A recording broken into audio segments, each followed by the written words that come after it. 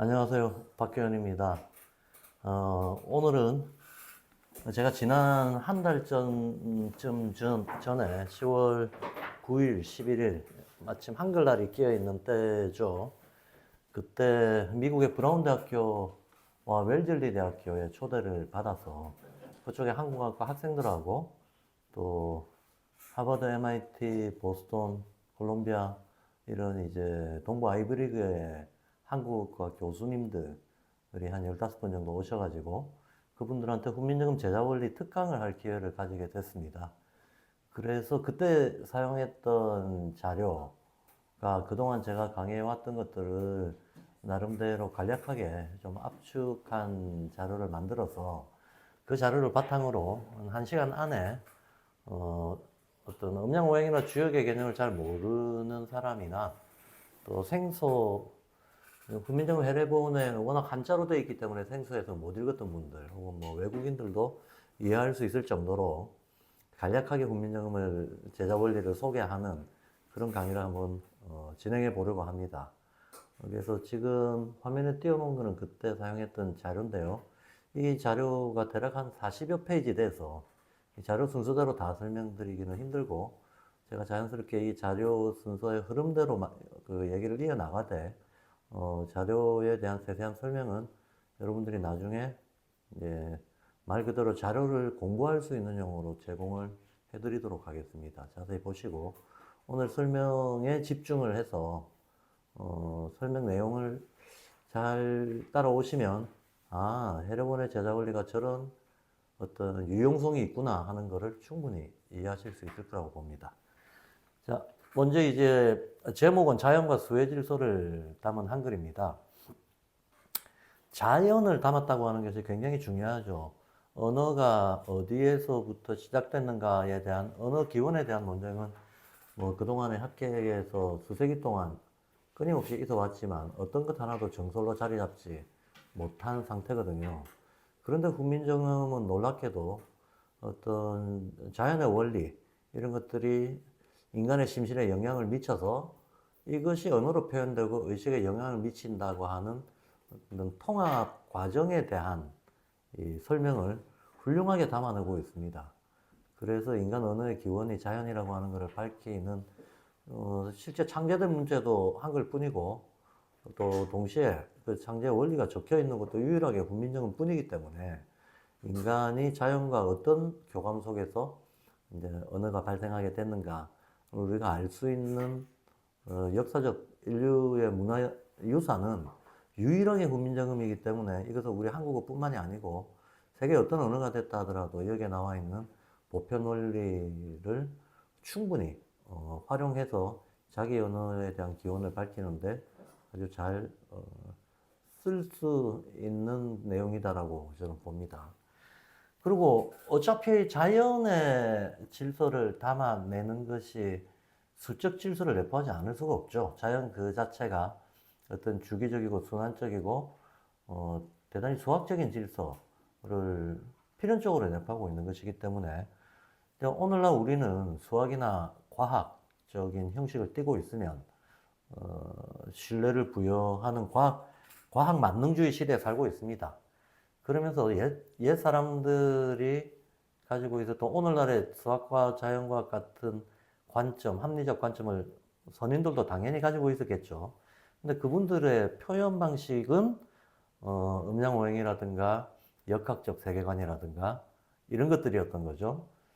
그러니 사용하고 있는 개념이 좀 달랐을 뿐 어떤 그 오늘날 우리가 과학적이라고 얘기하는 시각 또 수학적이라고 얘기하는 시각을 선인들도 똑같이 가지고 있었다라고 하는 것도 오늘 내용 속에서 자연스럽게 아마 보시게 될 겁니다.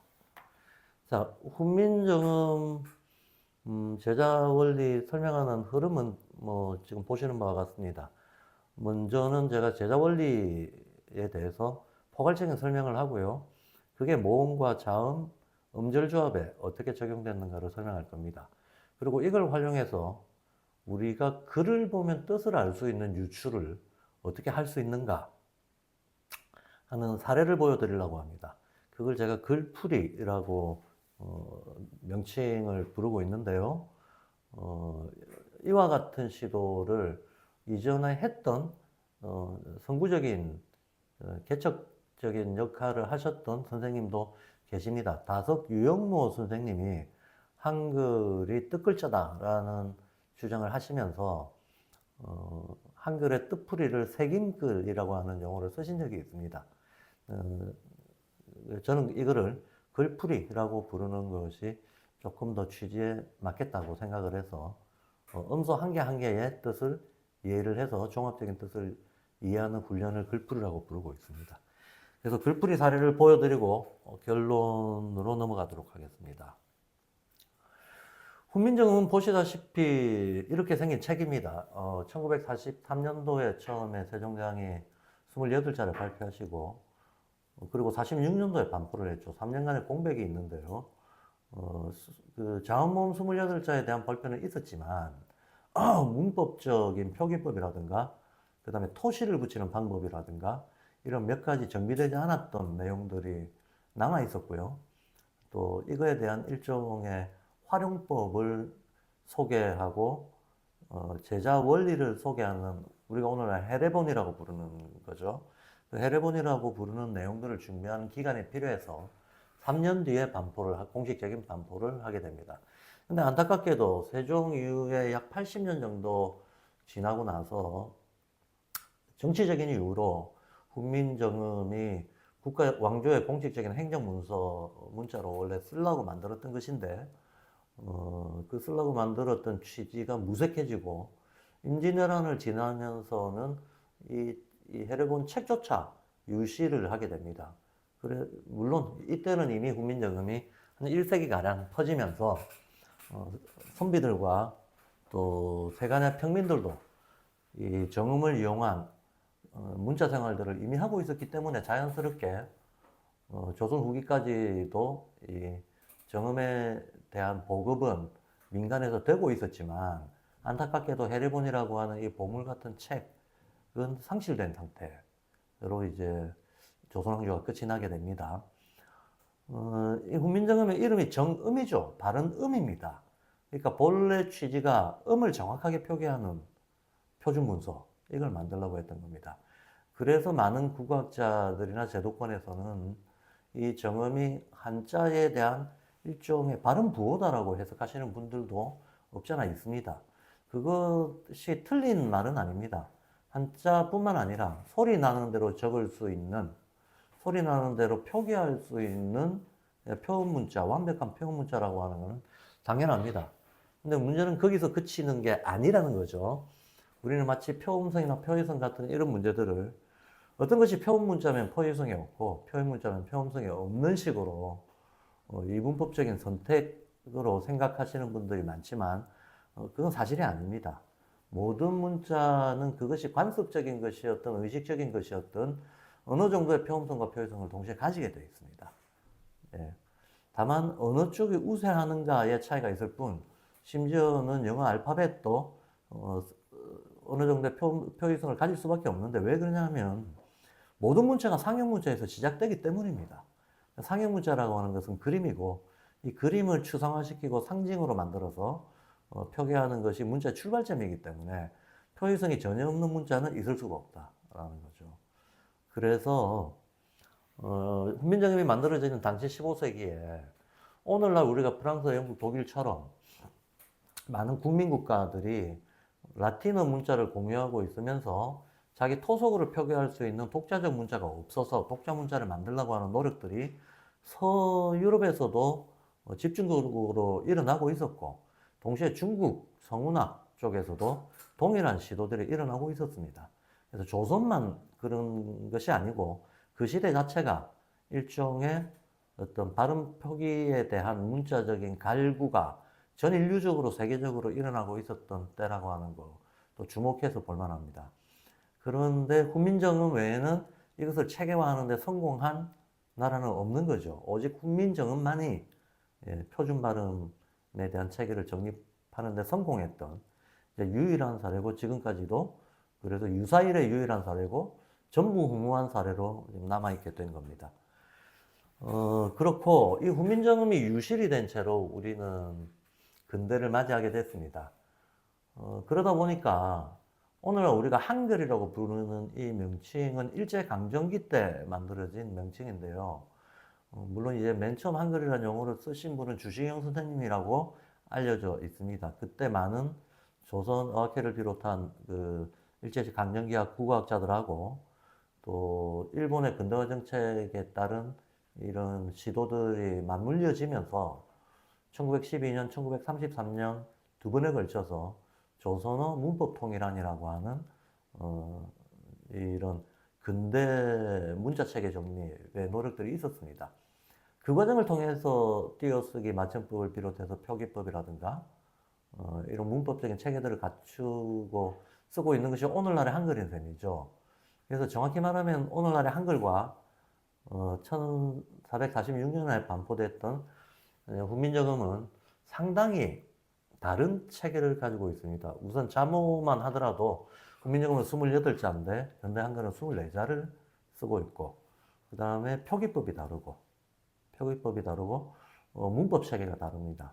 연서, 병서, 띄어쓰기 맞춤법이라고 말하는 이런 것들이 달라져서 정음으로부터 우리가 그대로 세종장이 만들었던 원래 뜻대로 우리가 오늘날 한글을 쓰고 있지는 못하게 되었는데 이건 역사적 비극이라고 봐야죠. 누구의 뭐 잘잘못이라기보다는 우리 역사가 겪은 어떤 식민지와 전쟁 같은 전통과 근대 사이의 단절, 파괴 이런 과정들이 정음에서 한글로 순조롭게 연결되지 못하게 됐던 원인이라고 봅니다. 자, 그러다가 1940년대 들어와서 훈민정음이 다시 발굴이 됐습니다. 발굴됐다는 사실은 1940년대에 알려졌고, 40년도에 알려졌고, 이게 세상에 실제로 그 내용을 드러낸 것은 1946년 간송 전영필 선생에 의해서 세상에 알려지게 됩니다. 그래서 알려지고 난 뒤로 현대 한글이 훈민정음의 어떤 취지나 표기법하고 조금 멀어졌다라고 하는 사실을 국어학자들이 알게 됐지만 그때는 이미 국가표준이 자리 잡고 쓰이고 있는 때라서 우리가 훈민정음에 있었던 많은 한글보다도 오히려 더 유용하고 우수한 내용들을 뒤늦게 알게 됨으로 인해 가지고 미처 우리 문자 체계 속에 반영하지 못하게 되는 뭐 이런 일들이 벌어졌습니다. 그래서 저희가 활동하고 있는 단체가 이름이 정음 한글인데요. 그 취지는 그렇다 하더라도 우리가 훈민정음의 원래 의미를 아는 것이 지금 현재 우리가 쓰고 있는 한글을 더욱 확장하고 깊이 있게 이해하는 토대가 된다. 그 점을 놓쳐서는 안 된다는 의미에서 훈민정음의 취지를 이해하고 그 바탕 위에서 한글 문자 생활을 하자는 취지로 정음 한글이라고 하는 새로운 용어를 하나의 문화운동 차원에서 보급해야 된다고 생각해서 정음 한글이라는 용어를 쓰고 있습니다. 예. 자, 그래서 훈민정음은 제가 금방 설명드린 그런 내용으로 이제 역사가 이어져 왔습니다. 현재 우리가 기역, 니은, 티끌, 리을이라고 부르고 있는 순서라든가 그 발음이라든가 저, 글자를 쓰는 필순이라든가 이런 것들은 훈민정음에 나와 있는 내용은 아니고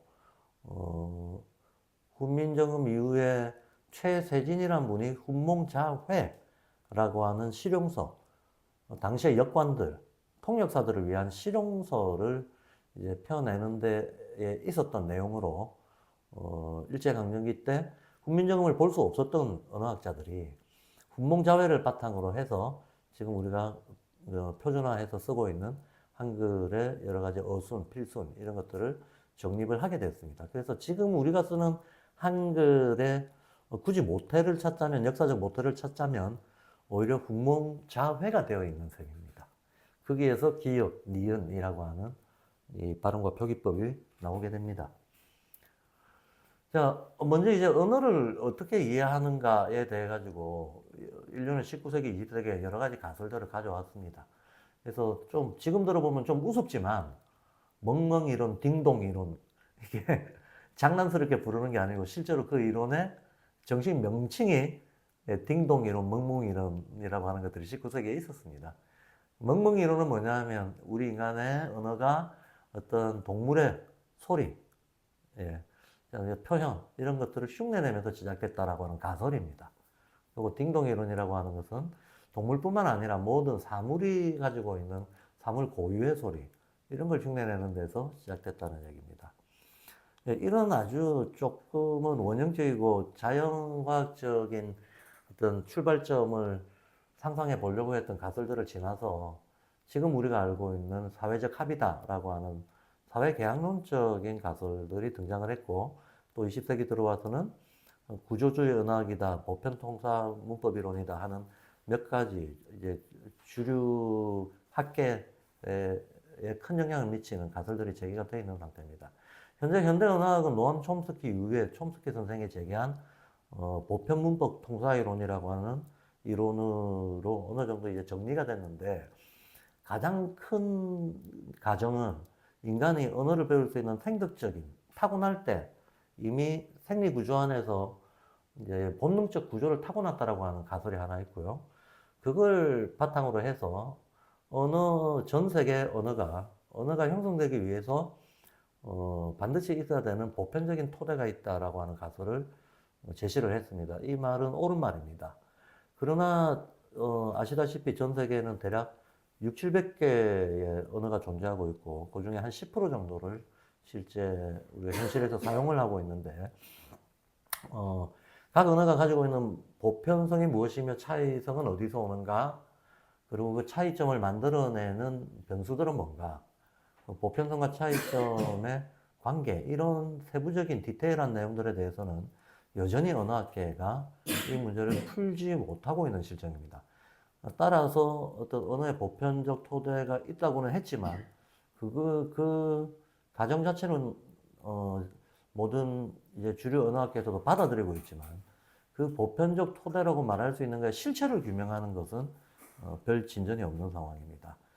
근데 놀랍게도 훈민정음에서 제시하고 있는 자연과 수의 질서를 담았다라고 제가 말씀드린 이 제자 원리가 바로 촘스키 선생이 주장했던 그 보편성에 영감을 주는 내용들로 가득하다는 점. 예, 이게 또 우리가 훈민정음이 가지고 있는 세계사적인 의미가 아니겠는가, 인류 공통의 문화 유산으로서의 의미가 아니겠는가 하는 생각을 하게 됩니다. 언어가 이루어지려면 세 가지 요소가 잘 조화가 돼야 됩니다. 하나는, 언어는 말과 글 두 가지가 있는데, 말은 소리에 기초한 거고 글은 시각적인 어떤 정보에 기초한 거죠. 글자. 예. 글자는 그림을 뭉쳐놓으면 글이다라고 하는 게 우리 말 속에 그대로 들어가 있죠. 하늘을 뭉치면 한이 되고 풀면 하늘이 되고, 그림을 뭉치면 글이 되고 풀면 글자가 되고, 예. 이런 것이 마을을 뭉치면 말이 되고 풀면 마을이 되고, 그래서 이런 어떤 축약하거나 풀었을 때 어디로부터 이 말이 나왔는가를 유추할 수 있는 많은 단어들이 우리말 속에 있습니다. 우리말 속에 있는데 어쨌든 언어는 말과 글을 다 포함하는 것이기 때문에, 말이라는 측면에서는 청각적인, 소리적인 요소가 중심일 수밖에 없고, 글이라는 측면에서는 시각적인 요소가 중심일 수밖에 없습니다. 그러면 이 청각적 경험과 시각적 경험이 따로 놀지 않고 어떤 질서를 가지고 통합이 돼서 여기에 뜻이 부여가 돼야 비로소 언어가 발생을 하는 겁니다. 그래서 물론 발생의 순서는 필연적으로 말이 먼저고 글은 뒤에 오게끔 되어 있습니다. 글은 학습을 해야 된다는 거죠.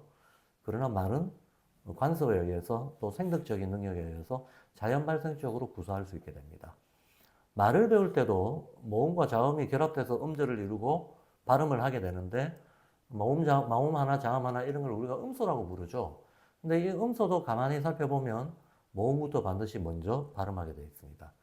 그래서 말과 글 중에서는 말 먼저, 모음과 자음 중에서는 모음 먼저. 이게 우리가 간단한 관찰만으로도 알 수 있는 필연적인 어떤 언어 발생에 일어나는 순서가 되겠는데요.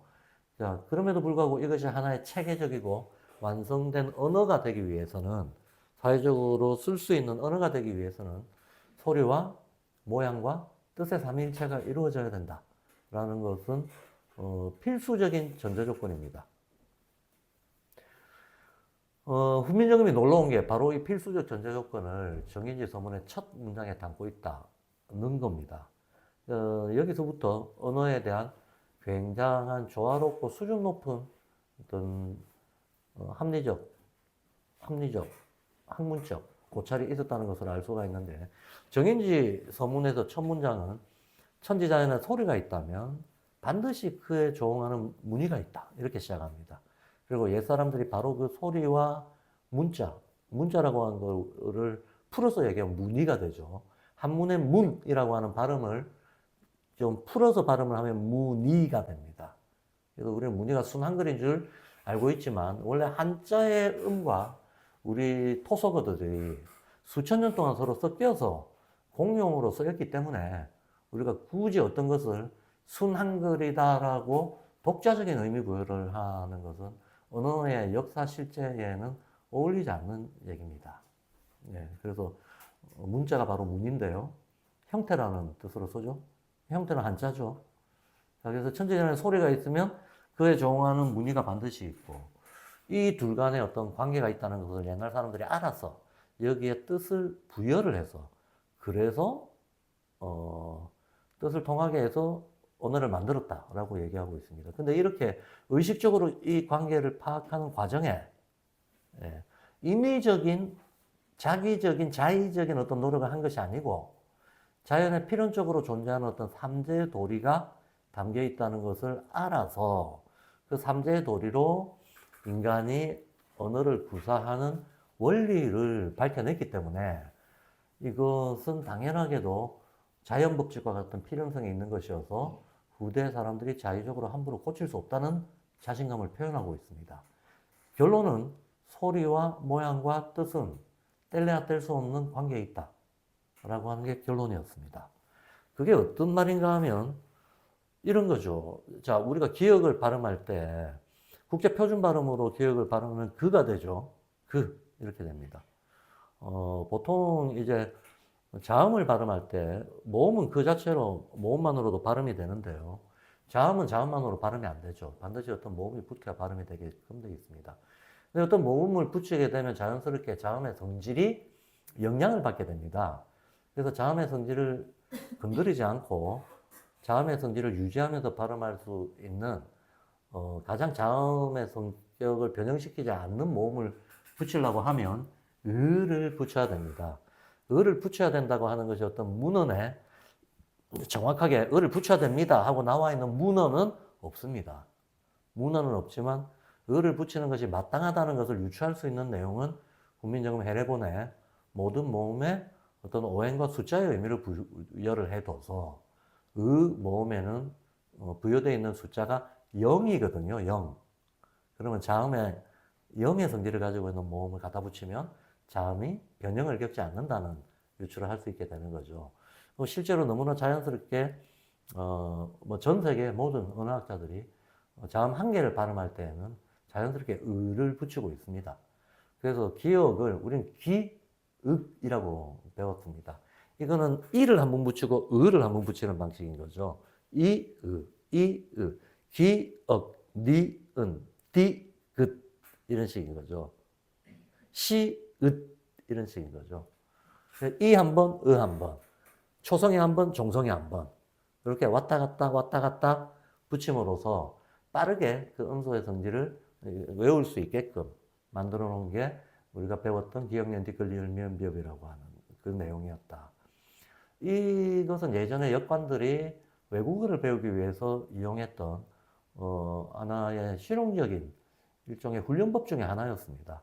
훈련법 중에 하나였고 중국 성문학에서도 이런 방법을 이용을 하는데 원래 산스크리트어를 중국어로 이렇게 번역을 해오는 과정에서 필요해서 만든 만절법이라고 하는 훈련법이 있습니다. 이제 그걸 활용해서 만든 일종의 음소 익힘 훈련법이었다. 근데 어쨌든 그라고 발음을 하게 됩니다. 오른쪽에 있는 모음은 오라고 발음을 하게 되죠. 근데 우리는 다 잘 알고 있습니다. 이 발음이 그다, 오다. 근데 그라고 하는 이 발음이 생긴 것처럼 이렇게 생겨 먹었다. 여기가 이게 이제 자의적이냐, 임의적이냐, 인간이 그냥 한번 정해본 거냐, 아니면 이렇게 생길 수밖에 없는 필연성이 있냐, 이 문제입니다. 이 문제를 해리본에서는 필연성이 있다라고 설명을 한 겁니다. 그리고 동시에 여기에 뜻이 부여된다. 그라고 하는 이 소리값은 이 파동 자체가, 소리의 음파 자체가 일종의 생명력을 북돋우는 힘을 가지고 있다라는 겁니다. 힘의 발생, 이런 의미를 부여할 수 있는 음가다 라고 해리본은 안내를 하고 있습니다. 마찬가지로 O라고 하는 모음은 처음에 어떤 기운이 발생해서 상승하는 거, 하강이 아니고 상승하는 이런, 이게 무슨 말인가 하면 소리를 냈을 때 그 소리는 파동이기 때문에 사람이 들었을 때 감정적인 반응을 보이게 된다는 거예요. 우리가 음악을 듣고 감동을 받는 이유가 바로 음악이 우리 감정에 자극을 주고 마음을 움직이기 때문에 도레미파솔라시로 이루어져 있는 7음계의 높낮이, 그 화음의 연속을 들으면서 어떤 감정의 파고를 느끼는 거거든요. 근데 소리 하나하나에도 그게 있다는 거예요. 소리 하나하나가 인간의 감성을 어떻게 건드리고 그래서 무엇을 연상시키게 한다라고 하는 이런 아주 세밀한 원리가 있다라는 걸 밝혔다는 얘기입니다.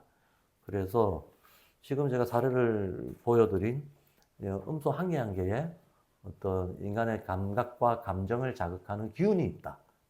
그래서 의미가 형성되게 되는 거다. 한마디로 음소가 뜻이 있다. 음소 표시성이 있다.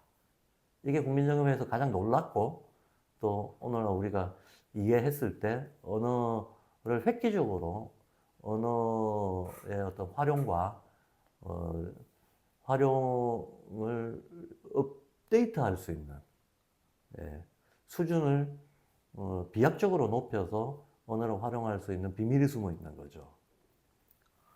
그래서 제자 원리를 먼저 말씀을 드리면 크게 제자 원리가 세 가지가 있는데요. 하나는 첫 번째 원칙은 모음과 자음의 역할 구분입니다.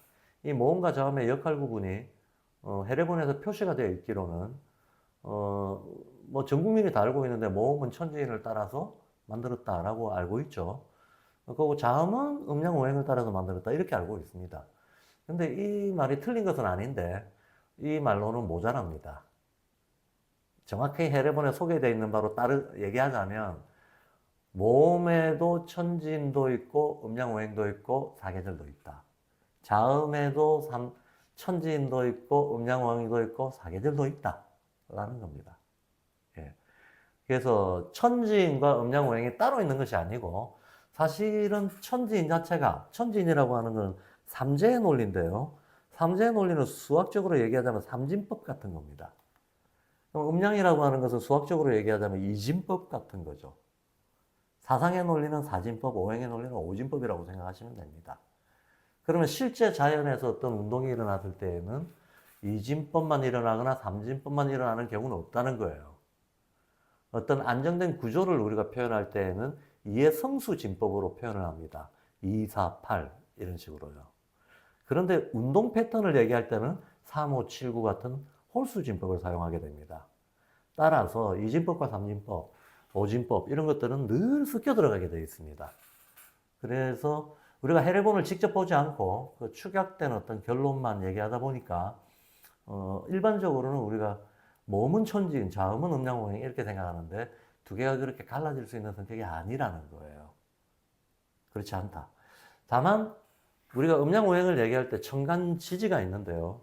해례본을 잘 해석을 해보면 자음은 목화 토금수라고 하는 천간의 순서를 따르고 있다는 것을 알 수 있습니다. 또 모음은 초출, 제출이라고 하는 용어를 사용하고 있는데 동지 때부터 시작해가지고 오와 우어, 요야, 유여라고 계절의 어떤 순환 순서를 따라서 진행하고 있다는 것을 알 수 있습니다.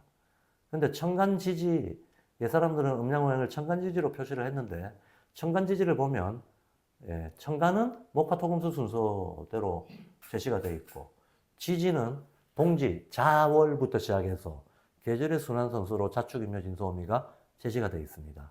따라서 우리는 자연스럽게 아하, 모음의 출처는 천간의 운동이구나. 자음의 출처는 지지의 성질이 반영된 것을 얘기하는 거구나 하고 유추할 수 있게 됩니다. 근데 실제로 우리 인간의 그 구체적인 언어에 있어서 모음과 자음의 역할 분담이 있는데요. 모음은 타고난 감정을 표현하는 데 특화되어 있습니다. 반면에 자음은 우리가 이 세상에 감각적인 존재로 태어나고 나서 우리가 경험하게 되는 사물들의 특성을 예, 사물들의 특성을 표현하는데 자음이 특화된 성질을 가지고 있다는 겁니다.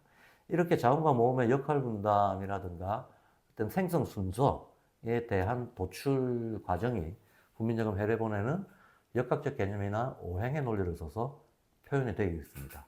그래서 해례본의 첫 번째 어떤 제자 원리 중에 가장 먼저 짚어야 될 것이 자음과 모음의 이러한 역할 분담이 이미 표현되어 있다. 표현되어 있다. 근데 지금 자음과 모음의 이런 역할 분담에 대해서 언어학자들이 어느 정도 의미를 부여하기 시작한 것은 20세기 들어와서거든요. 19세기까지는 이런 어떤 가설들을 전혀 내놓지 못했었습니다. 근데 놀랍게도 무려 6세기 전에 훈민정음에서는 이 내용이 이미 반영이 되어 있다는 것 하나 말씀을 드리고요. 또 하나는 이게 핵심인데요. 훈민정음의 정음을 보시면, 자, 제가 도표에 있는 대로 말씀을 드리면 모음과 자음, 모음 자음 중에서는 모음이 먼저 나온다 그랬죠. 그럼 우리가 숫자를 1, 2, 3, 4, 5가 있다고 했을 때 숫자 순서대로 1, 2가 먼저 나오지 3, 4, 5가 먼저 나오지는 않죠. 그런데 재밌게도 점 하나를 1이라고 보고 두 개를 2라고 보고 점의 개수로 숫자를 세보자라고 하면 우리 모음은 점 하나와 두 개로 이루어져 있습니다. 예. 점 하나로 이루어진 걸 아랴 혹은 하느라 라고 부르고 있죠. 점 두 개로 이루어진 걸 이라고 부르고 있죠. 이걸 우리는 천지인이라고 하고 있습니다. 근데 이 모양을 직관적으로 보면 점과 선으로 이루어져 있습니다. 가장 간단한 표식인 거죠. 근데 점이 의미하는 바는 최초의 발생, 이런 거를 동양이건 서양이건 이런 뜻으로 점을 썼다는 겁니다. 그 점을 조금 더 키워서 쓰면 동그라미로 표시를 하게 됩니다. 원으로 표시를 하게 됩니다. 예. 그래서 점의 의미는 하늘이다, 태극이다, 신이다, 최초다, 이런 의미가 주어지게 되는 거죠. 그 점 두 개가 있으면 가로와 세로의 모습이 나오게 되는데 이 가로의 모습에 어떤 안정성이라는 뜻을 부여를 했고 그래서 땅이라고 부르는 겁니다. 하늘은 끊임없이 운동 변화하는 우주적인 대기적인 성격을 하늘이라고 본 거고, 그러니까 동양인들이 하늘, 땅, 사람이라고 얘기했을 때 이 말의 의미가 아주 좁은 물질적인 정의가 아니라는 것을 알 필요가 있습니다. 굉장히 포괄적이고 넓은 어떤 상개념, 이런 걸 언어로 포괄할 수 없는 것을 굳이 표현하는 것을 상이라고 하는데요. 상개념으로 하늘, 땅, 사람이 있는 겁니다. 하늘이라고 하는 것은 보이지 않지만 적용하는 모든 기운, 이게 하늘입니다. 땅이라고 하는 것은 우리가 물질적으로 외화돼서 감각적으로 지각할 수 있는 어떤 무게, 질량, 모습, 이런 것들을 갖추고 있는 안정된 구조를 갖추고 있는 모든 대상들, 이걸 땅이라고 합니다.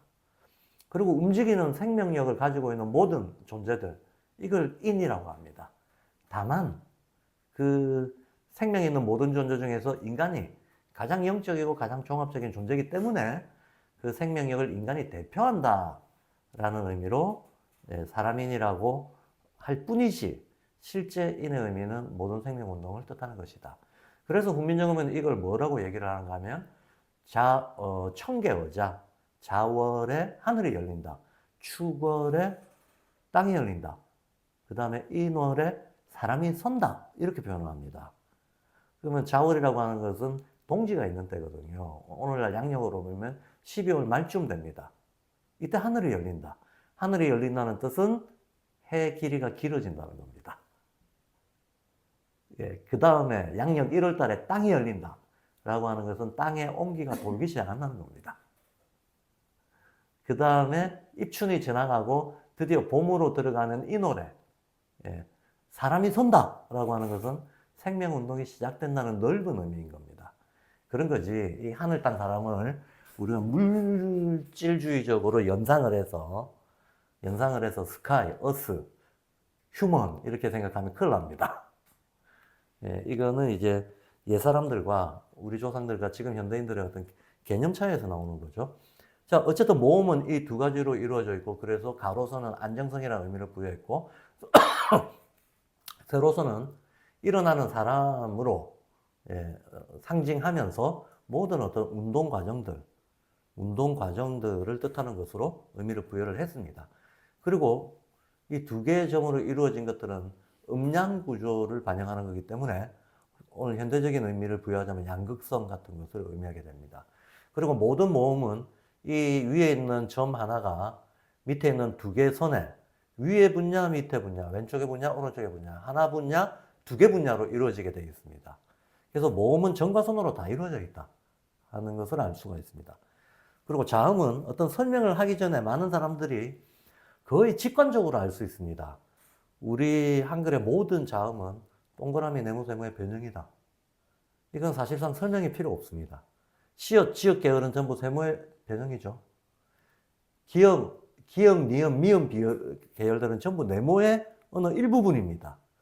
네모의 일부분이든지 비읍은 네모에서 위로 선을 긋고 피읍은 네모에서 옆으로 선을 끈 것들이죠. 예. 리얼은 이렇게 네모를 했다가 위로 네모를 하나 더 쌓아 올린 겁니다. 이런 방식으로 아설, 순, 치, 후 중에서 아설, 순까지는 네모의 변형이다. 치음은 세모의 변형이다. 후음은 이응, 히읗 이런 거에 해당하는 건데 원의 변형이다 하는 것은 설명이 필요 없이 저절로 자명합니다. 네, 보면 그렇게 되도록 알 수가 있습니다. 근데 옛 사람들은 바로 이 삼각형, 사각형, 원, 3, 4, 5인데요. 동양 해석은 서양 해석은 5는 순환의 대표수로 썼거든요. 그래서 오각형을 조금 더 단순화해서 표현해라 고 하면 동서양이 공이 원으로 표현을 했습니다. 그러면 훈민정음에 나와 있는 표현 그대로 하자면 이 점을 원이라고 부르고요.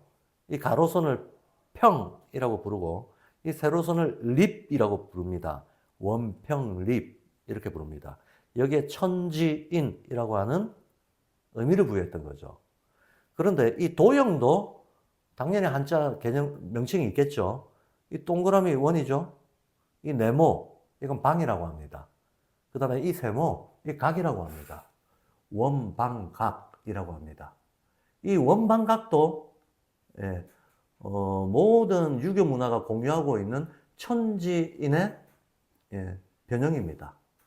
즉 모든 유교 문화 음양오행을 사용하고 있었던 이 문화권에서는 원이라는 도형에 하늘이라는 의미를 부여했다는 거예요. 왜냐하면 하늘의 별들이 전부 순환운동을 하니까. 예. 그리고 어떤 땅이라는 개념에는 방이란 네모의 도형을 이렇게 대응을 시켰다는 겁니다. 왜냐하면 어떤 공간적인 속성을 알려 그러면 상하 좌우 사시 사방 이런 게 중요했거든요. 예, 그래서 네모에 땅의 의미를 부여하고 그리고 이제 3이라는 숫자 때문에 원래 짝수는 안정되고 홀수는 불안정하기 때문에 운동을 대표하는 것은 3인데 이런 운동을 대표할 수 있는 첫 번째 드러나는 홀수가 3이거든요. 이런 상대가 없으니까 그냥 발생적 의미만 있지 어떤 패턴이 부여되는 운동적 의미는 아직 부여하기 힘듭니다.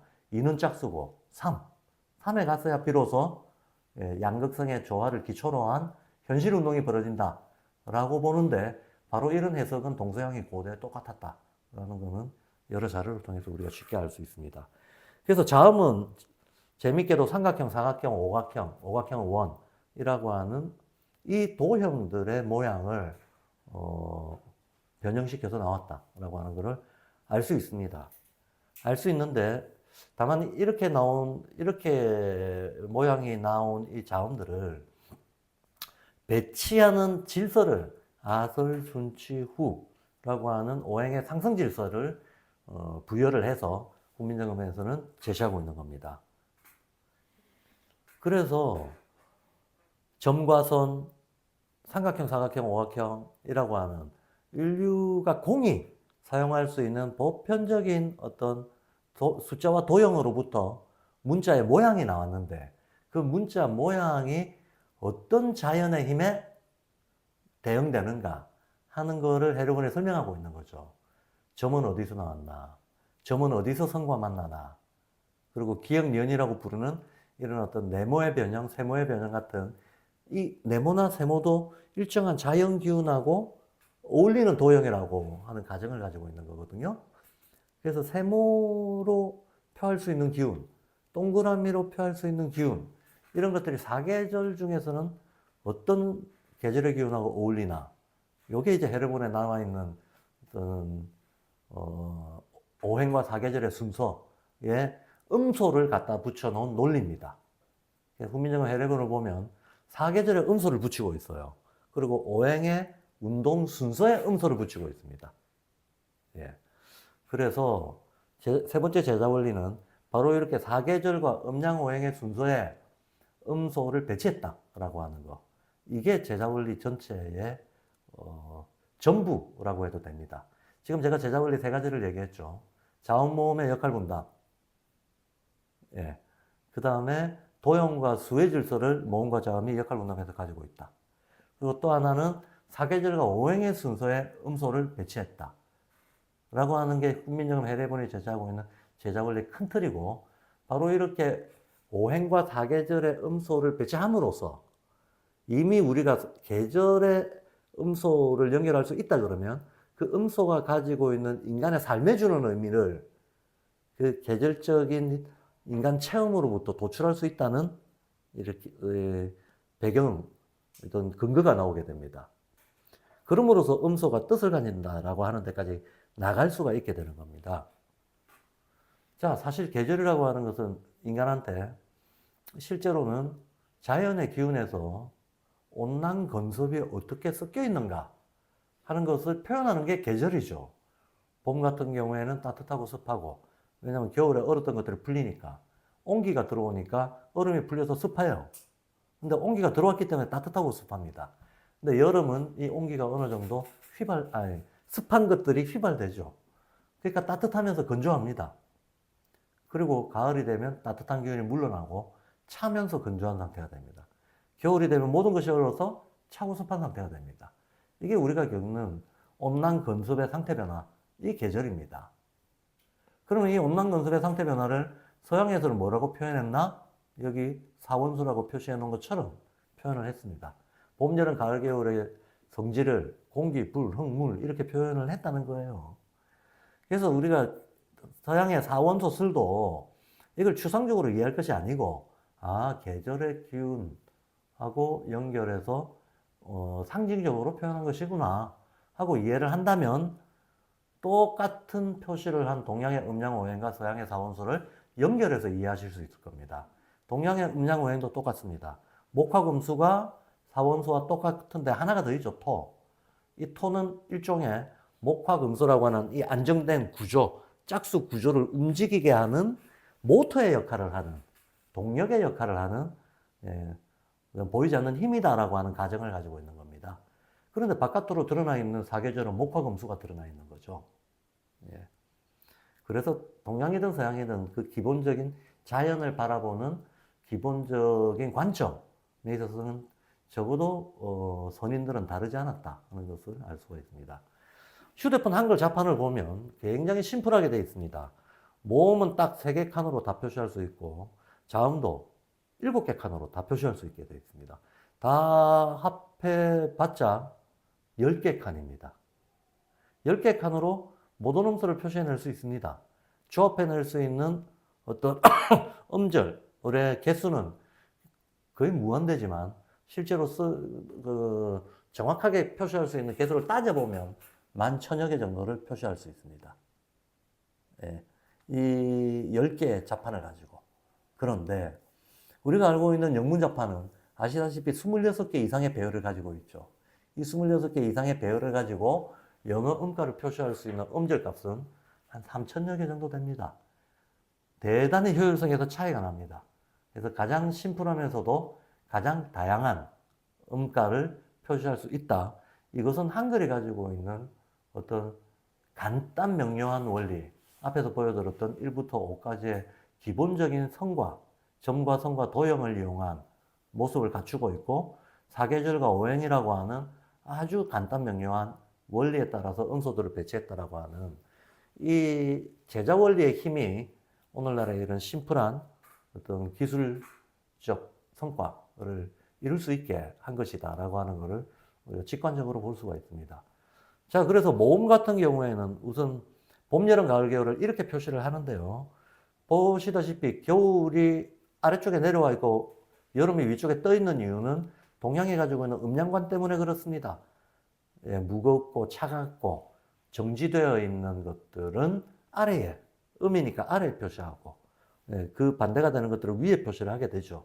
그러면 예컨대 우리가 아래는 겨울인데, 이 겨울에는 수라는 의미를 부여합니다.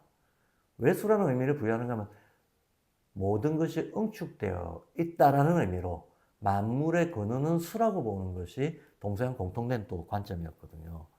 그래서 겨울에 수라는 의미를 부여하고 열기의 의미를 부여하는 건 여름에 부여를 하죠.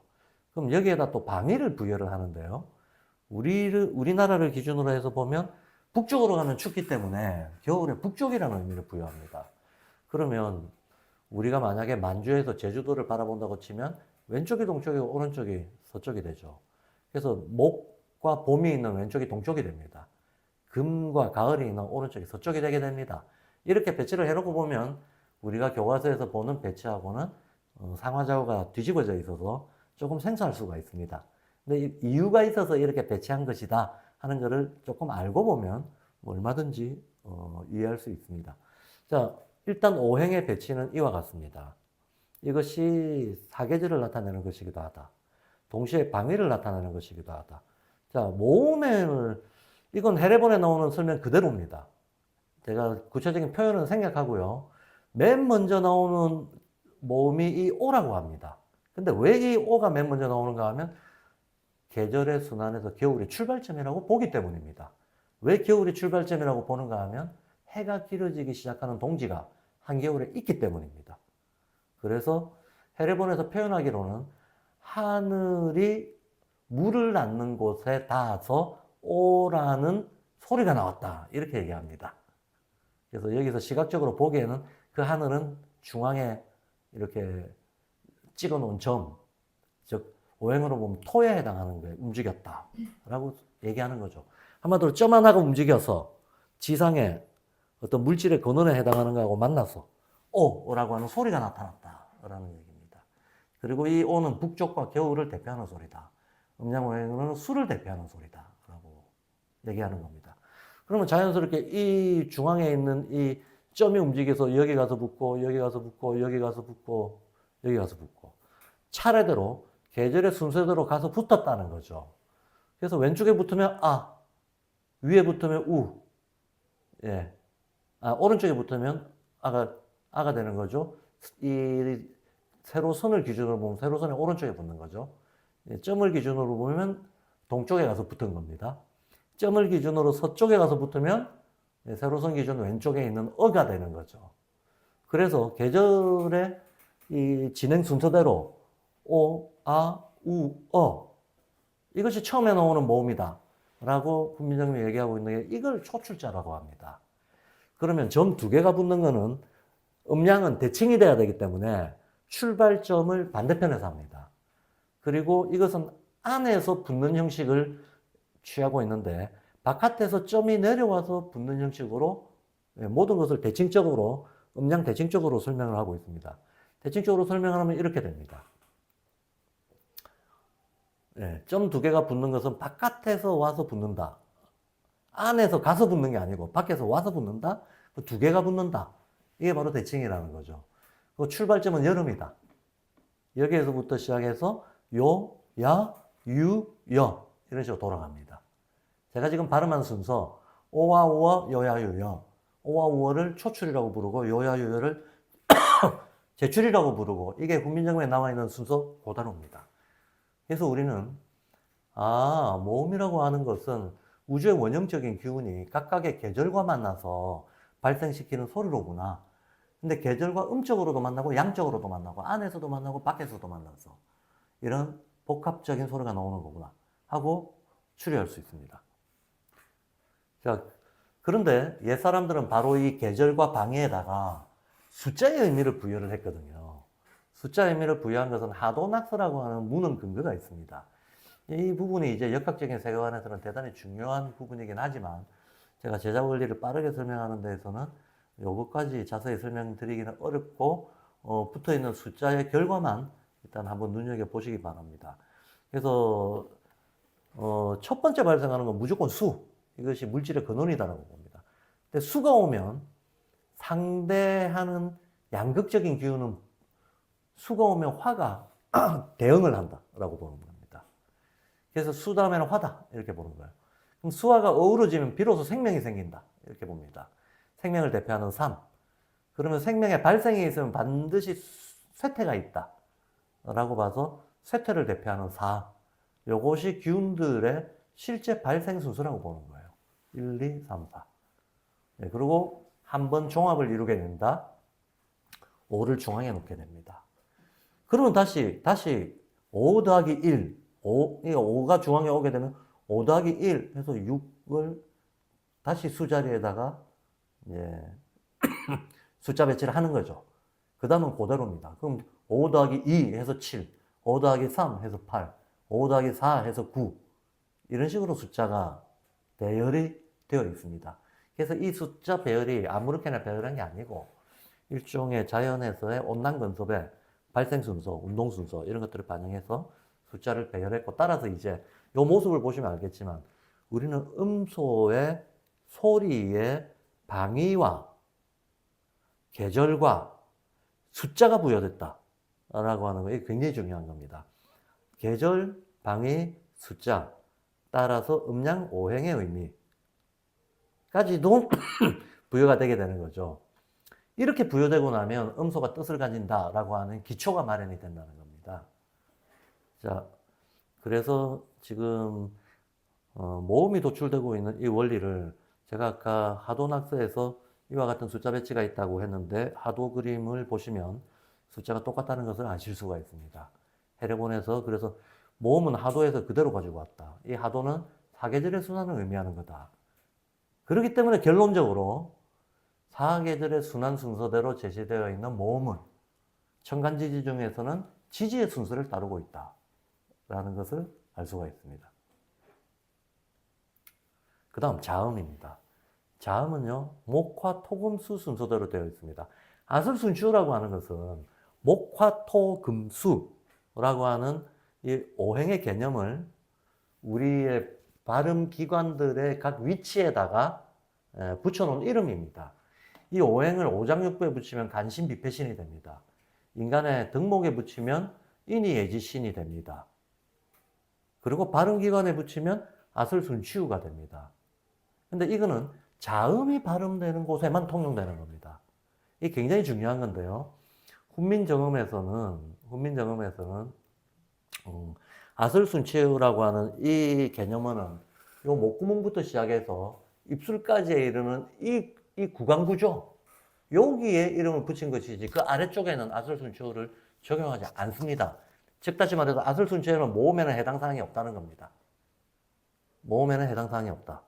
모음은 아까 계절순환으로 표시한 게 다다. 물론 계절도 오행을 가지고 있기 때문에. 근데 계절순환으로 표시한 거에는 아술순치우라고 하는 이 순서가 적용되지 않는다. 그 개념 자체가 이것은 목구멍부터 시작해서 위를 뜻하는 거지 모음 발생 지점을 뜻하는 게 아니다라는 겁니다. 모든 자음은 이 사이에서 발생합니다. 그런데 모음은 더 밑에서 발생합니다. 모음은 저기 아랫배 쪽에서부터 음이 올라오는 거고 자음은 횡격막 위쪽으로부터 심장과 폐가 있는 위에서부터 소리가 올라가는 겁니다. 모음이 훨씬 원형적이기 때문에 소리가 발생하는 지점도 훨씬 심층적인 데서 모음이 발생을 하고 상대적으로 떠 있는 자음은 위쪽에서 인체 위쪽에서 발생을 하게 된다는 거죠. 이것도 굉장히 자연과학적인 어떤 원리를 내포하고 있는 겁니다. 근데 우리가 음양오행을 이해할 때 굉장히 사람들이 추상적이고 개념적으로 음양오행을 어렵게 생각을 합니다. 근데 결코 어려운 게 아니라는 것을 좀 말씀드리고 싶은데 음양오행은 기본적으로 운동의 어떤 단계를 뜻하는 겁니다. 그럼 만약에 내가 여기서 돌을 던졌다. 포물선으로. 그럼 무조건 포물선 운동을 하게 돼 있겠죠. 포물선 운동을 하게 돼 있는데 이렇게 돌멩이가 상승하는 과정, 이 과정을 목이라고 하는 겁니다. 정점에 도달한 과정, 요것을 화라고 하는 겁니다. 그 정점에서 어느 정도 머물다가 전환이 되는 어떤 꼭지점, 이걸 토라고 하는 겁니다. 예, 전환점이 되는 거. 그러다가 하강하는 과정, 여기를 목금이라고 하는 겁니다. 목화 토금. 그래서 원점으로 떨어졌어. 여기를 수라고 하는 겁니다. 그래서 음양오행이라고 하는 것은, 그럼 만약에 지금 우리가 지평선에서 운동을 한다 그러면 이게 이렇게 표시를 할 수 있겠고, 그게 아니고 마치 부메랑을 던졌다라고 생각을 한다면, 제가 여기서 부메랑을 던졌어요. 부메랑을 던졌더니 부메랑이 이렇게 가서 이렇게 돌아온다고 한번 가정을 해보죠. 똑같습니다. 이렇게 멀어지는 과정, 이거 목입니다. 그리고 어느 범위에 가서 더 이상 멀어지지 않고 한계점에 도달한 과정, 그게 화입니다. 방향을 꺾는 때가 있겠죠. 그게 토입니다. 나에게 다시 되돌아오는 과정, 그게 금입니다. 그리고 원점으로 왔어, 수가 되는 겁니다. 이런 운동 과정 하나, 단계를 얘기해 놓은 게 목화토금수지. 그럼 계절에 대해서도 마찬가지예요. 봄을 목이라고 한 이유는 모든 생명체들이 자라나니까, 운동이 진행되니까. 여름을 화라고 한 이유는 절정에 도달했으니까. 장마철을 토라고 한 이유는 전환점이 되니까. 예, 봄과 여름은 양적인 계절이고 가을과 겨울은 음적인 계절인데, 우리가 경험하는 뭡니까? 보양식 먹는 때 뭐라 그러죠? 복날. 예. 복날을 거쳐서 장마철을 거쳐서 가을로 꺾어 들어오죠. 가을로 이제 꺾어 들어오는 그 분기점 끝에 해당하는 거 토라고 하는 거니까 여기가 사실 다 전환점이. 그 가을이 되면 금, 그리고 다시 꽁꽁 얼어버리면 수. 그러니까 계절의 순환도 이와 같은 하나의 대기의 운동이라고 사람들은 당연히 생각을 했던 거죠. 따라서 목화토금수는 형이상학적이거나 추상적인 개념이 아닙니다. 근데 이거에 계속 어떤 관념적인 접근만 반복을 하다 보면 실제적인 이해에 오히려 방해가 되게 됩니다.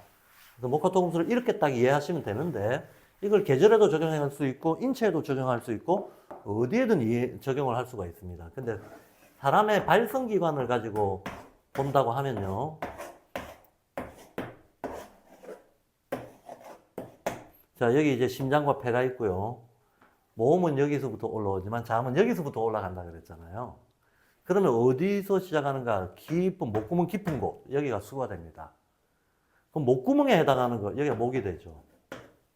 목이 되고, 소리가 바깥으로 튀어나가는 과정. 이렇게 튀어나가는 과정. 이게 이제 화가 되는 거겠죠. 화가 되는 거고, 절정에 도달해서 전환되는 과정. 그게 토가 되는 거겠죠. 그리고 다시 들어오는 과정. 이 금이 되는 거겠죠. 이렇게 됩니다. 그럼 다시 수로 들어올 겁니다. 그러니까 수, 목, 화, 토, 금수. 이렇게 돌아간다는 거죠. 그러면 수에 해당하는 거는 이형이거든요. 후음. 이걸 후음이라고 합니다. 목에 해당하는 걸 아음이라고 하거든요. 아음의 대표적인 게 기역입니다. 예. 화에 해당하는 걸 설음이라고 합니다. 설음의 대표적인 게 니은입니다. 그 다음에 순음의 대표적인 게 미음입니다. 치음의 대표적인 게 시읒입니다. 그러고 나서 다시 이형으로 돌아오는 거죠. 이렇게 순환하는 겁니다. 이렇게 순환하는데 한번 보시죠. 후음에서부터 시작하지 않고 아음에서 시작하거든요. 목에서 시작하거든요.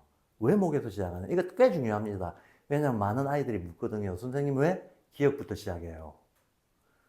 근데 왜 기역부터 시작하는가 하면 봄을 어떤 생명운동의 출발점이라고 사람들은 생각을 해서 사람들은 두 개의 출발점을 가지고 있습니다. 하나는 겨울, 하나는 봄. 이게 우리 천간지지에 나타나 있습니다. 우리의 천간은 목부터 시작합니다. 즉 봄부터 시작합니다. 갑을병력 무기경신인게 목화토금수거든요. 예, 봄부터 시작하는 거예요. 근데 지지는 자축인묘진소음이 동지부터 시작합니다. 그래서 두 개 출발점이 있는 거죠. 자음은 목부터 시작합니다. 모음은 동지부터 시작합니다. 그래서 기역부터 시작하는 겁니다. 자음은 오행의 상생을 반영한 글자기 때문에, 반영한 음소기 때문에 그렇다. 그러면 이제 후음이 원래는 근본이지만 후음부터 시작하지 않고 아음부터 시작합니다. 그럼 그라고 발음해야 되는데 하면 목구멍이 울립니다. 그럼 하면 혓바닥이 천장에 닿습니다. 하면 드디어 더 이상 나갈 수 없는 우리 구강구조의 맨 끝인 입술을 다 떼야 됩니다. 여기까지가 앞으로 나가는 과정입니다. 목, 화, 토가 되는 거죠. 근데 하면 소리가 머금어지면서 이빨 닫고 낼 수 있는 소리가 돼요. 하면 자연스럽게 하면 이빨이 열립니다. 근데 자연스럽게 하면 이빨이 닫힙니다. 예, 이렇게 닫히고 수렴되는 거를 금이라고 하는 거죠. 예. 그럼 그럼 그 다음 남은 건 후음이죠. 아슬순시 후니까. 그럼 하면 드디어 구강을 움직이지 않고도 소리를 낼 수 있는 근본적인 소리로 되돌아오는 겁니다. 일종의 부메랑이죠. 목화토, 금수. 목화토, 금수. 목화토는 양적인 거, 금수는 음적인 거. 목화토는 전진하는 거, 금수는 후퇴하면서 수렴되는 거. 자, 이런 의미를 담아서 목화토금수 순서대로 자음을 설명했습니다. 근데 우리가 지금 배우고 있는 것은 조음기관설이라고 하는 것을 배우고 있죠. 조음기관설을 배우고 있는데 이 조음기관설을 조금 더 정확하게 표현하자면 이와 같은 오행의 운동 과정을 소리가 어디서 나오는가를 표시한 것이 헤레본이지 소리 나는 곳에 물질적 모양을 흉내냈다라고 생각하면 그거는 헤레본의 원래 뜻에는 어긋나는 거다. 가령 씨앗이나 지읒을 이빨 모양이다 이렇게 얘기하는 것은 조금 헤레본의 취지에서는 조금 넘어서는 해석이 돼버린다. 헤레본의 원래 취지는 이렇게 소리의 진퇴를 표시한 것이다. 그래서 조음기관소, 조음기관소설이라고 하는 것이 맞겠습니다. 네. 자, 그래서 그 소리의 순서를 자음으로 앞에서 소개해드린 것처럼 생긴 모양은 원방각으로 했는데, 근데 왜 기역같이 생겼냐? 이거를 헤레본에서는 이렇게 설명합니다. 네모를 꺼놓고요. 여기 방위와 오행이 지금 부여가 되어 있죠? 여기 겨울수입니다. 이 겨울수를 지나서 요 시기에 싹이 튼다. 근데 물에서 금방, 이거 수니까, 물에서 금방 나온 생명은 아직 열이기 때문에 물기운을 못 벗어나서 물과 비슷한 형상을 하고 있다. 그러나 분명히 생명이 자라고 있기 때문에 물과 비슷한 형상을 하고 이게 물이에요, 원. 그러나 생명이 자란다. 꼭지. 이걸 꼭지형이라고 합니다. 예. 그러다가 얘가 자란다. 이제 물기운을 이겨내고 이거를 그라고 합니다. 자라는데 크게 자란다. 이걸 크라고 합니다. 이렇게 설명하고 있습니다. 이건 저의 자의적인 설명이 아니고 헤레본의 설명입니다. 헤레본은 사시사방이라는 것을 전제해 놓고 물에서 자랐다. 그 모양을 형상했다. 상징적으로 형상했다라고 얘기하고 있는 겁니다. 그러니까 원방각이라고 하는 인류 공통의 보편적인 도형을 통해서 계절의 기운을 그 보편적 도형으로 펴려고 했던 것이죠. 예, 그래서 우리가 훈민정음 헤레본 자체를 자세히 들여다보면 그동안 우리가 알았던 것들 중에서 조금 더 심층적으로 연구해야 될 것들이 풍부하게 있다는 사실을 알게 됩니다. 자, 자음은 이렇게 이루어져 있는데요. 이거를 그러면 이제 뜻을 부여를 해보자면 아음, 목구멍에서 나오는 소리입니다. 지금은 안 쓰지만 꼭지형이 있었으니까 이렇게 됩니다. 이렇게 됩니다. 그럼 그는 목구멍 딱이 울 때에서 나는 소리고요. 하면 소리가 조금 더 올라옵니다. 소리가 세지면서 탁해집니다. 이 탁해지는 거를 가획으로 표시를 했죠. 이렇게 가획으로 표시를 해서 소리의 변화가 눈으로도 보이는 거, 문자의 변화로도 보이는 거, 이런 걸 자질 문자라고 합니다. 피처스 레터라고, 피처 레터스라고 하는 용어를 쓰는데, 이거 제도권 언어학계에서 공식적으로 사용하고 있는 개념입니다. 학술적인 개념어. 그런데 학술적인 이 개념에 해당하는 언어는 전 세계에서 하나뿐입니다. 그러니까 개념 하나가 한 언어를 설명하기 위해 생겨난 거죠. 그 한 언어가 당연히 한글이죠. 그래서 한글은 단순히 표문자다, 표현문자다 이렇게 얘기하면 안 되고, 예, 어떤 소리의 변화가 눈으로 보이는 자질문자다 라고 얘기하는 것이 가장 정확하고, 최고의 표음성과 표현성을 동시에 가지고 있다 라고 이해하는 것이 가장 정확하다 말씀을 드리고 싶어요. 그러면 응극크 이렇게 세 가지는 봄의 소리인 거예요. 그러면 자연스럽게 봄의 의미가 부여가 됩니다. 생명의 성장 과정, 이런 의미가 전반적으로 부여가 되는 겁니다. 그래서 우리가 가다, 커진다, 뭐 이런 것들이 초성에 쓰이면 실제로 이런 목 기운이 담겨 있는 단어가 만들어지는 겁니다. 그 다음에 똑같은 방식으로 설음에 가게 되면 이건 화의 의미를 가지게 됩니다. 그럼 화라고 하는 것은 밝거나 빛과 열이죠. 빛과 열에서 밝거나 뜨겁거나 그런 거죠. 아니면 운동 방향은 상승하는 거죠. 그래서 밝다, 낮과 밤 중에서 낮, 니은 초성이 들어가죠. 예. 니은은 높다, 낮이다, 날아간다 이런 초성에 들어가서 화기운이 들어가 있는 단어에 쓰인다는 것을 알 수가 있습니다. 이거는 하지가 들어가 있는 쪽에 배치가 되어 있거든요. 그러니까 덥다, 어딘가 한 게 닿았다, 뜨겁다, 땀 이런 초성에 쓰인다는 걸 알 수가 있습니다. 이게 소리가 더 세지면 터진다. 그리고 어떤 종성에 쓰일 때는 손톱, 발톱처럼 더 이상 갈 수 없는 완전히 경계선 끝에도 종성의 트가 쓰였죠. 이런 거를 표시하는 데 쓰인다는 걸 알 수가 있습니다. 그 다음에는 순음입니다. 무, 부, 프 세 가지 나오는데요. 무, 부, 프는 무가 들어가는 것은 뭔가 분별할 수 없이 뭉쳐있다. 뭉쳐있다. 원형적으로 뭉쳐있다라고 하는 뜻이 가장 강합니다. 반면에 부나 프는 이 뭉쳐있는 것들이 조금 풀리면서 양쪽으로 운동한다는 뜻을 가지게 됩니다. 그래서 물에 불이 더해지면 풀이 생기죠. 이게 의미상으로는 1, 2, 3의 뜻이기도 하고 무부프 자체가 이미 그 자체로 이런 삼재 원리를 표현해주고 있기도 합니다. 부는 수직으로 삐쳐나왔고 푸는 수평으로 퍼져나왔죠. 그래서 우리가 수평적인 운동을 얘기할 때는 펼친다라고 얘기를 하는 거고요. 피어난다, 펼친다 이렇게 얘기를 하는 거고, 그 다음에 부어오른다, 수직적인 운동을 할 때는 부자 초성을 주로 쓰게 됩니다. 근데 어쨌든 부자 초성은 무가 뭉쳐있는 것에 비해서 부는 분산되는 걸 뜻하는 거기 때문에 빛이 난다든가 볕이 든다든가 이런 어떤 밝아진다든가 이런 데에도 초성으로 쓰이게 된다.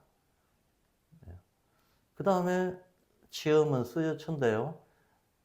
금이 가지고 있는 건 두 가지가 있습니다. 두 가지 의미가 있는데 하나는 세다라는 의미가 있습니다. 뭔가 수렴되고 뭉쳐지면 그 자체가 이미 강하다, 세다라고 하는 의미를 가지게 되는데, 그래서 씨앗은 주로 쇠, 산, 솟구친다, 사납다 이런 초성에서 주로 쓰이는 걸 알 수가 있고, 근데 가을이 가지는 가장 큰 의미는 생명력이 소멸하는 거거든요. 그렇죠?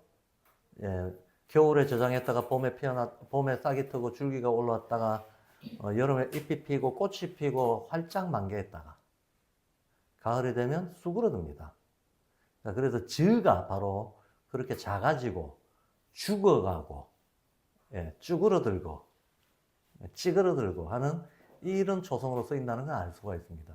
우리가 삶과 죽음이라는 말이 있는데 삶은 시옷으로 시작하고 죽음은 지옷으로 시작하죠.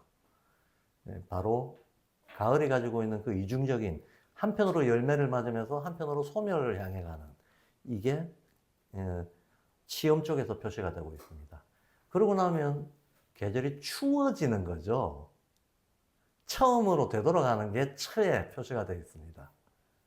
예, 그렇게 쪼그라든 기운에서 뭔가 새로운 현상이 또 하나 톡 튀어나오는 때가 칠가 그걸 표시하고 있는 건데, 그래서 처음, 촛불처럼 뭔가 작은 움직임, 자꾸 톡 튀어나오는, 응축된 거 안에서 톡 튀어나오는 이런 움직임을 체가 표시해주고 있습니다. 그러고 나면 겨울로 들어가서 얼어버리죠. 얼어버립니다. 원형으로 돌아갑니다. 예, 원형으로 돌아가고, 원래 가장 응축되어 있었던 소리이기도 하고, 그 표시가 원이기도 하고, 따라서 거기에 부여되는 의미들도 근원으로 돌아감, 영원, 이런 것들을 표시하게 됩니다. 그래서 하늘이라고 할 때 흐부터 시작하죠. 보시다시피 여기 후엄에 이 흐가 있는데요. 이 자리가 바로 생명의 근원이 바깥으로 조금 나오려고 하는 움직임을 표시하는 자리인데, 얘가 아를 타고 요만큼 올라가면 흐, 아, 느, 를 이잖아요. 그게 하늘이죠. 하늘이라고 하는 건 태극이 올라갔다. 태극이 화가 있는 데까지 올라가서 열심히 순환운동을 하고 있다. 이런 의미가 되게 됩니다. 그래서 하늘은 물질적인 공간이 아니고 하늘은 생명의 장이다 하는 옛사람들의 그 말 속에 담겨 있는 의식을 엿볼 수 있는 거죠. 그리고 이제 특별한 거가 하나 있죠. 바로 반설은 반체험입니다. 이걸 우리는 이체자라고 배웠는데, 이체라고 하는 표현은 해례본에 나오지 않고요. 해례본에 나오는 표현은 이기체라고 하는 표현이 나옵니다. 그때 기가 의미하는 것은 음양오행을 뜻하는 거거든요. 그러면 이기체, 그러면 음양오행의 바탕이 다르다, 이렇게 해석을 해야 됩니다. 그럼 음양오행의 바탕이 뭐냐 하면 토를 보통 체라고 합니다. 토 이외에 나머지 왜냐면 토가 중앙에 위치하잖아요. 음양오행론에서는. 그래서 얘가 바탕이 되고 바깥으로 나와 있는 것들은 그것의 쓰임새다라고 보는 거예요. 근데 바깥으로 나와 있는 것 중에서 음양오행에서 지지상에 토가 있는 곳은 여기 하나, 여기 하나, 여기 하나, 여기 하나, 이렇게 네 모서리에 있습니다. 토가 있습니다. 축이 토입니다. 인묘진, 진이 토입니다. 사오미, 미가 토고, 신유술, 술이 토입니다. 네 개의 토가 지지에서 표시가 되어 있는데, 그 중에서 특별하게 많은 에너지 값을 가지고 있는 토가 다른 토보다 2배의 에너지 값을 가지고 있다고 표시되어 있는 토가 여기에 있는 미토입니다. 왜 그러냐 하면 이때가 바로 양에서 음으로 전환되는 때거든요. 양에서 음으로 전체 계절이 크게 꺾이는 때이기 때문에 이렇게 꺾이는 과정에 많은 대기의 변화가 있다고 봐서 여기에 반음 2개가 들어가는 겁니다. 그래서 이 반음은 세태를 전환시킨다는 뜻을 가지게 되는 거죠. 지금까지 진행됐던 방향을 전환시켜버린다. 그러니까 결국은 회전이죠. 그래서 르라고 하는 이음이 주로 회전을 표현하는 데 쓰이게 됩니다. 근데 이거는 우리말만 그런 게 아니고 영어도 마찬가지예요. 영어에서는 L이나 R로 우리말 르를 표현하게 되는데, locate, round 이런 것들이 전부 굴린다. 크게 굴리면 L, 작게 굴리면 R을 쓰이게 되는 겁니다. 예. 그래서 이걸 전부 표현을 해놓으면 이와 같은 우리는 자음표를 얻게 되고, 이 자음표 안에는 보시다시피 삼재도 들어가 있고요. 원방각이 삼재죠. 그리고 계절에 배치가 되어 있고요. 그리고 오행값이 부여가 되어 있습니다. 그리고 바로 이걸 바탕으로 해서 각각의 음소에 뜻이 부여가 될 수가 있는 겁니다. 그러니 자음에는 모음만 천지인으로 만들고 자음은 천지인하고 무관하다, 이렇게 생각하면 안 된다는 거예요. 그리고 아까 모음도 봤지만 계절 순환을 따라서 음소 배치를 했잖아요. 그리고 거기에는 당연히 오행이 있거든요. 오행과 방위가 있거든요. 그래서 음양삼재 사상오행이 들어가는 것은 다 똑같다. 자음이든 모음이든 똑같다. 다만 자음은 아까 제가 숫자로 보여드렸던 것처럼 주로 삼재 원리로 출발을 설명하기에 좋은 구조를 가지고 있고, 반면에 오행은 아설순치유라고 하는 이 운동의 순서를 가지고 설명하기에 좋은 구조를 가지고 있어서 그렇게 강조가 되고 있을 뿐 음양 삼재 사상 오행이 같이 들어간다라고 하는 것은 모음도 자음도 동일하다고 봐야 됩니다. 네. 자, 그래서 우리는 천지인이라고 하는 모음, 원방각이라고 하는 자음에서 두 개의 천지, 자음에도 천지인의 원리가 들어가 있구나 하는 걸 알 수가 있는데 이 삼원 구조가 독특하게도 우리의 음절 조합에도 들어가 있습니다. 우리는 초성, 종성, 중성, 종성 세 개를 합해서 음절을 만들게 돼 있는데 잘 의식을 잘 못하셨겠지만 전 세계 언어 중에서 이렇게 삼원 구조로 체계적으로 문자를 표시하는 글자는 또 한글뿐입니다. 이런 기본적으로 지금 우리가 보고 있는 라틴어 계열, 라틴 문자를 쓰는 계열의 영어 알파벳 계열을 쓰는 서구어들은 전부 자음모음, 자음모음의 나열입니다. 자음모음, 자음까지 해서 초성, 중성, 종성을 어떤 블록 내지는 모듈로 표현하고 있는 표기하는 그런 문자는 종성을 쓰고 있는 거는 산스크리트가 일부 쓰고 있긴 하지만 우리 한글처럼 문법적으로 체계성을 갖추고 있지를 못합니다. 규칙을 갖추고 있지를 못합니다. 그래서 실질적으로 삼원 구조로 글자를 표기하는 문자는 한글뿐이다 라고 얘기할 수 있습니다. 그래서 제가 자료에 다른 중국어나 일본어나 아랍어 그 다음에 힌디어나 산스크리트하고 요 종성 부분에 집중해서 표를 조금 현황을 정리를 해봤습니다. 이거는 나중에 보시면 됩니다. 그래서 크게 보면 서구의 표기는 이원적인 구조로 이루어져 있는데 우리말의 표기는 삼원적인 구조로 이루어져 있다라고 하는 게 결론인데요. 이 언어의 발음, 음절의 발음과 표기 이게 의식 자체에 영향을 주기 때문에 이원적 구조를 구사하는 서구어는 의식에서도 이항 대립적인 사고를 강화시킵니다. 반면에 삼원적 구조를 가지고 있는 표기 체계는 삼원이라고 하는 것 자체가 그 숫자의 의미, 3이라는 숫자의 의미가 서양에서도 동양에서도 양극성의 조화로 인한 새로운 운동의 출현 이거거든요. 네, 그래서 딱 삼원 구조를 가지고 있다는 게 일종의 양극 대립을 통일 조화시킨 뭔가 승화, 진화 이런 의식을 유도한다는 겁니다. 그래서 실질적으로 서사 구조 자체가 달라지게 된다는 거예요. 서양의 많은 담론들은 이항 대립적인 구도 속에서 한쪽이 한쪽을 정복하는 걸로 끝나는 서사 구조를 전형적으로 흔히 가지게 됩니다. 반면에 우리는 양극 대립이 있다 하더라도 그 모순이 어떻게 조화, 통일되어서 새로운 운동으로 상승되는가를 표현하는 서사 구조를 가지고 있다는 것이고 이것이 많은 신화나 동화나 전래동화나 이런 데에서도 충분히 확인이 되고 가장 최근에 이런 의식의 영향이 잘 표현되어 있는 작품이 나타난 게 재밌게도 K-팝 데몬 헌터스 같은 이런 작품이었던 거죠.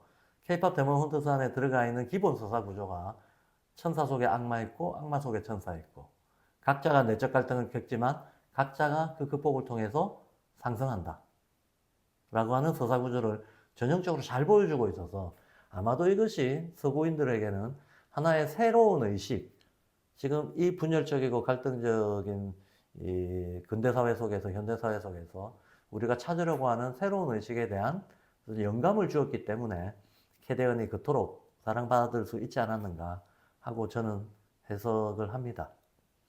자, 그래서 이 앞에서 얘기했던 것들을 우리가 다 이제 이해를 하고 나면 음소 한 개 한 개에 자연의 뜻이 있구나.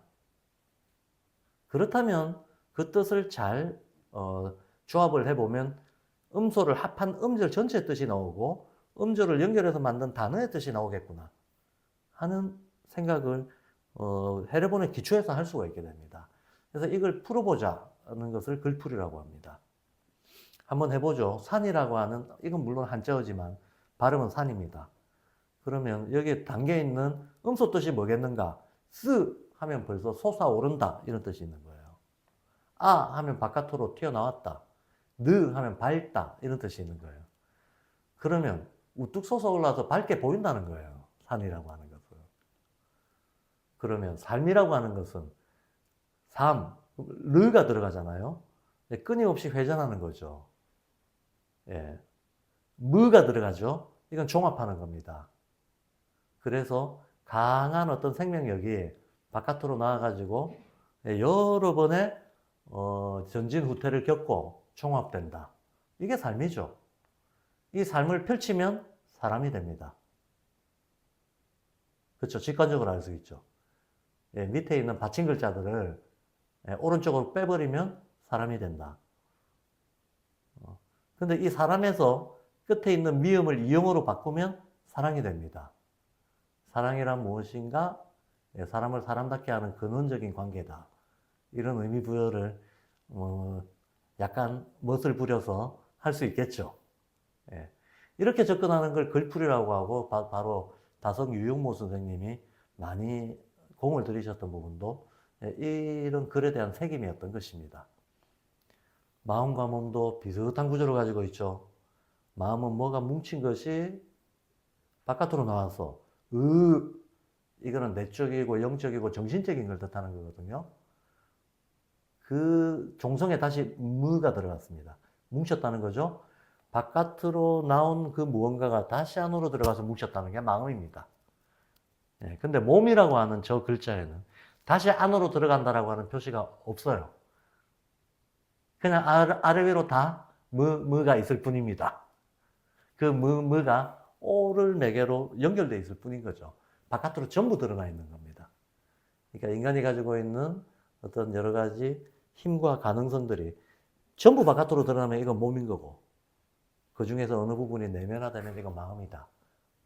라고 하는 음가가 어감을 가지고 이 어감이 소리값을 통해 가지고 인간한테 어떤 감성적 반응을 불러내고, 그럼으로써 우리는 뭔가를 연상하게 되고, 이 과정을 통해서 의미가 부여가 된다는 거예요. 그래서 하늘이라고 하는 것도 제가 아까 잠깐 말씀드린 것처럼 흐가 바로 날숨. 제가 아까 목화토금수, 아설순 주 얘기했는데 잘 보세요. 아설순, 치후, 아설순, 치후 이렇게 되죠. 이건 그대로 날숨, 들숨입니다. 날숨, 들숨입니다. 그러면 날숨이 시작되는 그 첫 지점이 이 소리거든요. 소리거든. 소리부터 크가 날숨이 쭉 전진하는 출발점이 되는 것입니다. 예. 지벽 어축. 땅이 축월에 열린다. 그 축월에 해당되어 있는 음소가 흐입니다. 예. 그래서 겨울에 땅에 묻혀있던 태극이 바깥으로 나와서 활발하게 원운동을 하고 있다. 이 하늘인 거죠. 거꾸로 열기라고 하는 것은 두 개 붙었으니까 이게 바로 열기입니다. 이 열기가 응으로 되돌아왔다. 한마디로 열기가 축적됐다. 이게 땅입니다. 이 사람들은 대기 속에 떠들고 있던 그 온갖 종류의 힘들이 뭉치고 해가지고 축적되면 그걸 땅이라고 불렀다. 자, 이와 같은 어떤 음소 한 개 한 개의 뜻이 의미에 영향을 미치는 게 영어에서도 드러난다는 겁니다.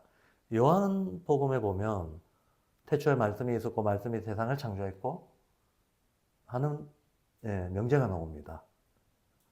그때 쓰인 단어가 word, 말씀을 word라고 쓰고 있고 세상을 world라고 쓰고 있습니다. 이 두 개 차이는 L자 하나죠.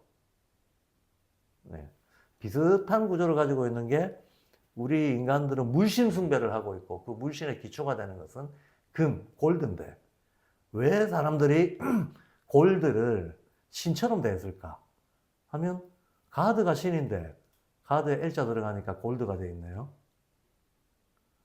자, 그럼 L자가 의미하는 것은 여러 번 굴렀다는 거예요. 그럼 말씀이 여러 번 영향을 미치고 회전하고 해서 세계를 창조했다.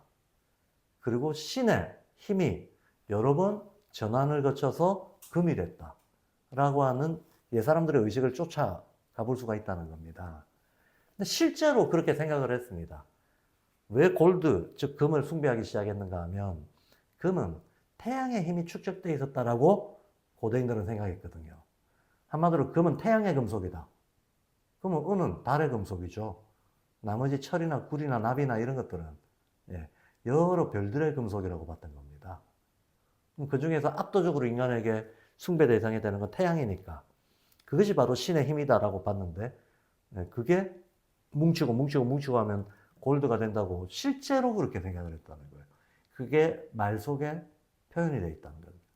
제가 이 말씀을 드리는 이유는 음소가 가진 표의성이 모든 언어 속에 어떠한 방식으로든지 흔적을 남기고 들어가 있다. 그래서 훈민정음 제자 원리를 잘 이해하면 한글뿐만 아니라 외국어도 이걸 활용할 수 있다라는 것을 사례를 보여드리는 겁니다. 자, 이렇게 해서 발성기관의 어떤 그 발음의 운동 원리, 발성기관의 형상이라기보다도 발성기관의 성질을 본뜬 자음, 그리고 천지인 삼재 원리를 기반 삼은 뭐 음양오행 질서로 배열을 한 것들, 이런 것들을 통해서 소리에도 음양오행 질서, 삼재 원리, 계절값, 모양에도 음양오행 질서, 계절값, 예, 음양 삼재 원리, 이런 것들을 다 같이 적용을 했다는 거예요. 뜻에도 그걸 연장시켜서 뜻 유출을 할 수 있게끔 만들어 놨다는 것이 훈민정음 헤라본 제자 원리의 핵심 내용입니다. 여기까지 우리가 납득할 수 있고 수용할 수 있다면 이걸 바탕으로 해서 우리는 새로운 언어에 대한 어떤 의식적인 확장으로 무한대로 그 활용도를 높여나갈 수 있을 것이다. 소리를 듣는 순간 뜻을 유추할 수 있고 글자를 보는 순간 뜻을 유추할 수 있는 것이 가능해진다. 그래서 이 말은 언어 속에 인간과 자연의 일체성이 표현되어 있고 생각과 기호가 또한 합일되어 있고 그러므로 인해서 미래적인 확장성을 가진 어떤 언어로 우리가 새롭게 언어를 인식할 수 있다라고 하는 것이 훈민정음 해례본이 우리에게 주는 보물 같은 효과다라는 겁니다. 그래서 훈민정음 해례본은 현재 한글은 해례본의 원리가 가장 잘 적용되어 있는 현재 문자 체계는 한글이기 때문에 한글은 아의, 원방각, 초고중성 이 세 개의 삼재 원리를 담고 있으면서 그것이 소리의 울림과 리듬으로 나타나기 때문에 수많은 예술에 의미 있게 확장 적용될 수가 있습니다. 그건 자연스럽게 지금 이미 다른 어떤 뉴리듬이라든가 그 다음에 서예 퍼포먼스 같은 것들을 통해서 이미 나타나고 있다. 자, 그래서 훈민정음이 가지고 있는 종합적인 성질을 이렇게 정의할 수가 있고 이 이해를 바탕으로 우리는 한글을 더욱 심층적으로 이해하고 확장적으로 활용하는 이런 장을 열 수 있다는 말씀을 드리면서 그러면 도대체 실제로 이거를 활용했을 때 우리가 얻는 게 뭐냐 하면 두 가지 우리가 정말 얻을 수 있는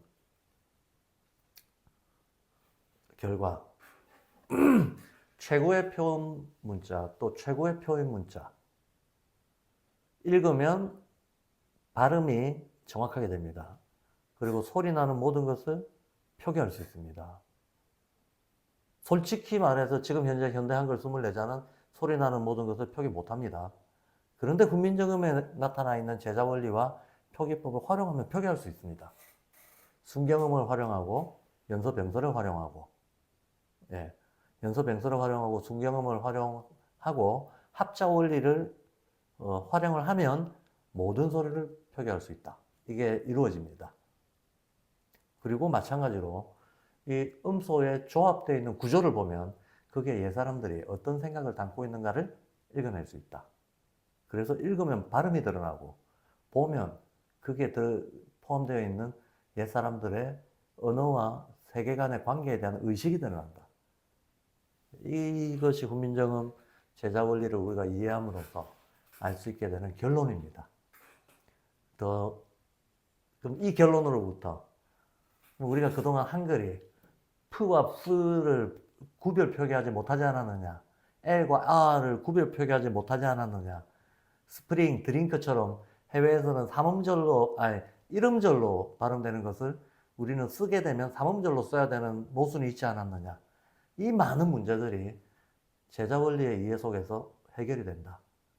그리고 이걸 우리가 생활에 실용적으로 잘 정말 교육적으로도 문화적으로도 선용할 수 있다라고 하는 거를 말씀드리면서 더 자세한 어떤 훈민정음의 확장적인 이해와 활용법에 대해서는 다른 자리를 빌어서 또 말씀드릴 것을 약속드리면서 오늘 강의는 여기까지 하겠습니다.